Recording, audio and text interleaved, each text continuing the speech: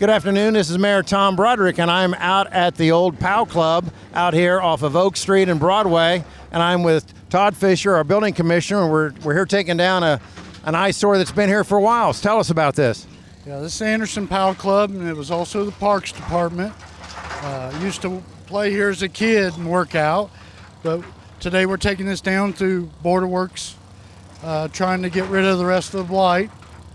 I know we've been working hard last few years on a lot of the blighted properties, particularly a lot of the residences.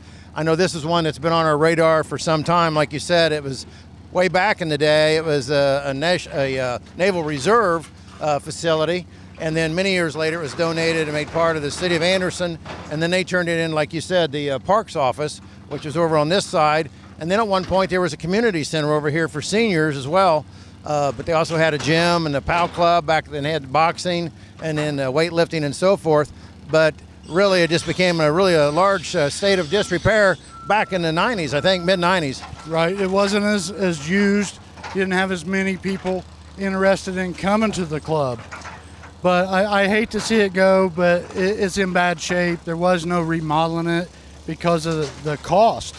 You could build a new facility for what it's going to cost to remodel it. Right, absolutely. And of course, earlier at the end of last year, we went ahead and partnered with the folks at the Senior Rangeline Center. The city did for programming for seniors. Of course, the Parks Department has moved their location now, and they have a facility where they operate the Parks Department out of, and their meetings are held up at City Hall now.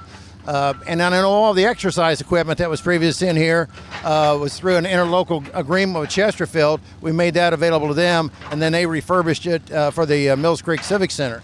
Which is a good thing too. You know, everything here is being recycled. All my demo contractors are trying to recycle, refurbish, just to make the job affordable.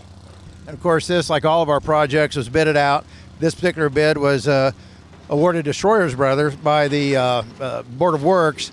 But like you said, I know part of that included them wanting to recycle, and we wanted them to recycle too. Yes, we like to see that. You know, it's just better for the earth. And this particular building, because there's so much metal involved, and with the cost of things these days, it's actually going to be something that will be able to benefit them, and also, like you said, the environment. Right. We're trying to keep everything user-friendly. Now, this particular demo, pretty loud right now, but this particular demo is going to take it all the way down to the ground. We're going to leave the parking lot for now. Is that right? Yes, we're leaving the parking lot and the anchor, but everything else will be removed. Right. We've had some folks ask about the anchor. It is being maintained, and then we're going to do a little research on that to find out a little bit about the history and see what, if anything, in terms of history that it might tell us, and then we'll figure out what we're going to do with that later. Right, which is great. I'm glad. I'm hopeful we can expand the park. Maybe get Shady Side back to playing ball. Right. Well, right now, we put a lot of money into doing the Shady Side, particularly as you go to the north or to the south. But we still have the ball diamond here, but it's got some issues. So we know if we get this down, then we can turn our attention to this whole area and make it another part of Shady Side, which is already an iconic park. Right. People out north and all through town, from what I've been hearing, are really happy with the park.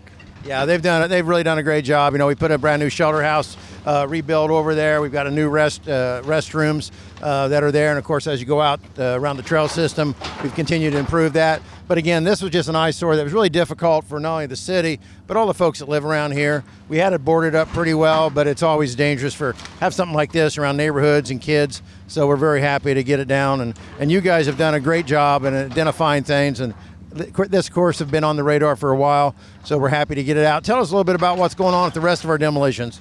The rest of our demolitions, we'll partner with community development to get, I believe, 16 to 18 houses down this year.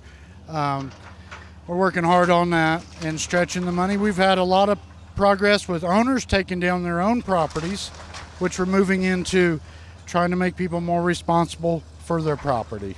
And of course, that's really what we want, is if folks own the property themselves, we try to encourage them to take it down, obviously, and then pay for that. But when we've got an abandoned property or an out-of-state ownership, then we don't have no choice but to go ahead and use public funds to try to clean up the neighborhood. So again, I just want to thank you, Chad. Thank you, Todd, for all the things you do, and thank Chad and Nick, who's behind the cameras over here, for all they do with Anderson TV. Again, these guys are doing a great job, and I'm looking forward. It's about a week-long project. Yes, we're hopefully done in 7 days. Well, we'll be looking for it. We'll be back here later to see what it looks like, the final product. But thank you very much, Todd, for joining me today, and thank you for everything your department does.